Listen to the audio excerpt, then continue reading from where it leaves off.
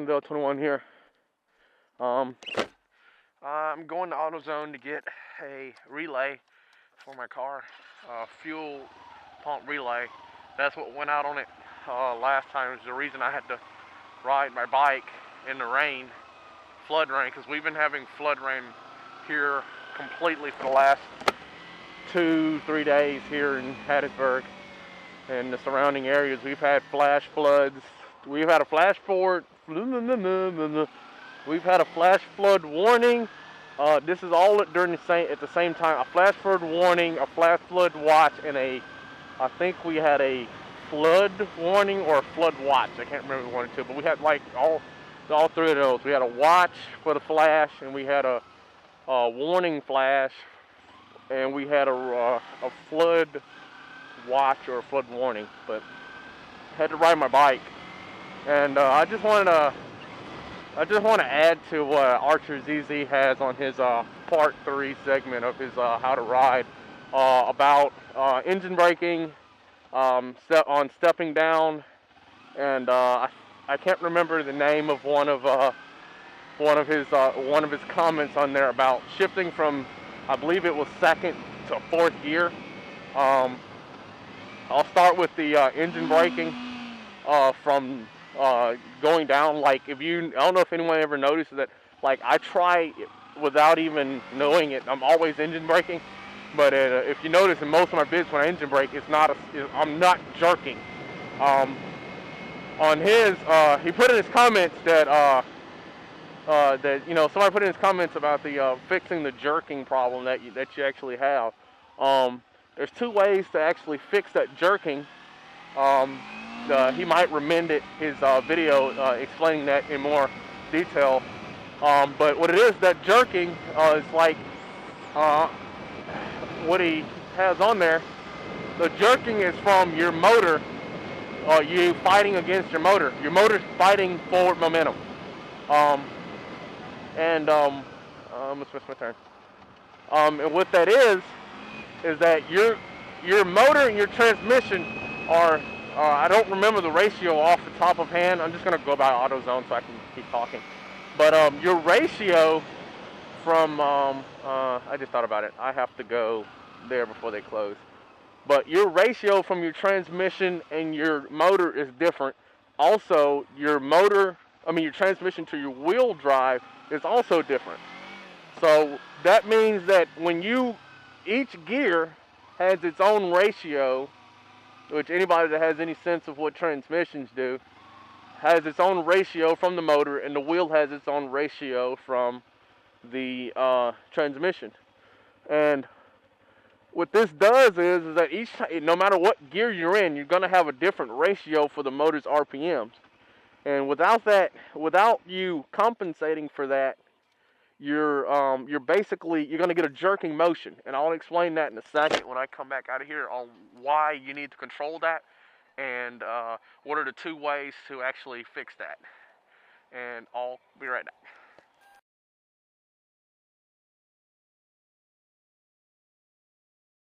Okay, everyone, I was just about to upload this video, and I found out that when I came back outside of AutoZone, when I went to adjust to check my my audio, I pulled my cable out. So everything I recorded has no sound after getting AutoZone. So I'm about to do basically a really short explanation of what I was talking about before I went inside AutoZone. Basically, alright. This is what jolting is basically. When you shift from any gear, alright, I'm in 2nd, that's a jolt. Shifting to 2nd from 1st, that's a jolt. And that's just slow speed though. I'm going to go 35. Alright, I'm going to shift back into 2nd. Alright, I just locked my rear wheel up. I'm gonna go back up to speed. Second gear, no jolt. Third gear, I had a little jolt, but it wasn't that much. Um, One of the comments that Archer had was getting into neutral from first and second. I'll pull over here. From first to second, getting into neutral is quite easy. Problem is that on some bikes, I'm not sure if this is all bikes, if your RPM is too low, going into second gear, it won't do it. It'll go straight to neutral. If your RPM is too high, it'll go into second, or it won't go into second, and it'll fall. I mean, it'll go into second, but it won't stay in second, and it'll just fall out of gear. That rarely happens though, but it happens. Also, there was a question. I'm not sure. I wasn't actually reading. I'm not sure if I read that right, but he was asking about going from second to fourth. Is it okay to do that? Or what are the consequences? I don't remember exactly what it was. But I'm going to explain that in just a second. But the jolting's got several consequences. If you ever have to shift for any reason you shouldn't and you're not supposed to, but if you ever have to shift during a turn and you have to downshift so you can get more acceleration, if you don't have RPM, if you don't match the RPM with the engine, with your speed, and you jolt, you're going to high side or you're going to low side. Jolting when you shift wears your tires down. Jolting under slick surfaces, you're locking your wheels up and you're going to slide and you're going to fall. There are two ways to counter your joltings, or your or basically you have, well, it's jolt whether or not you go back, but typically a jolt is going up when you're shifting up, and a lug is when you're shifting. Well, basically it depends on your speed, but anyway, either way it goes, it's still a jolt. There's two ways of doing this. One way is always when you're accelerating, and that's your clutch control. Your other way is you're matching your RPMs. The thing about it is that you can do both of them for what is that? You can do both of them for accelerating, but mostly it's you matching your RPMs for accelerating. And for downshifting, you're mostly matching your RPMs.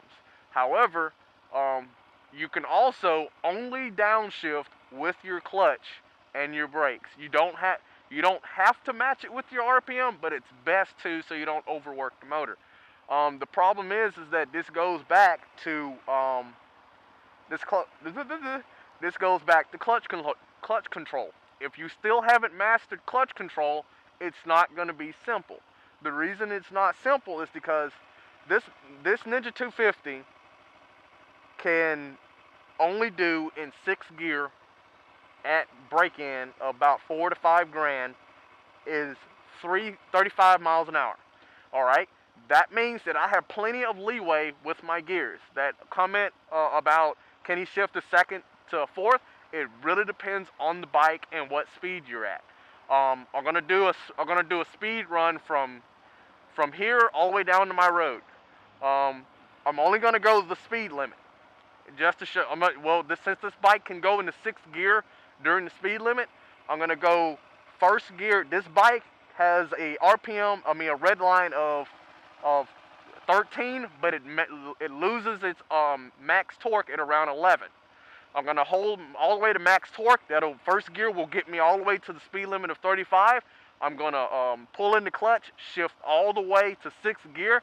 However, doing this on some bikes, and the transmission may or may not allow you to shift from first to a higher gear by doing that. Some bikes you have to be in 2nd gear and on up. It depends on the torque ratio of it. Oh look, I thought that was a different car. But anyway, I'm going to hold first gear all the way up to 35. I'm going to shift to 6th gear just to show that it's possible to shift between. It's possible to shift between those gears and still have a smooth transition without jolting.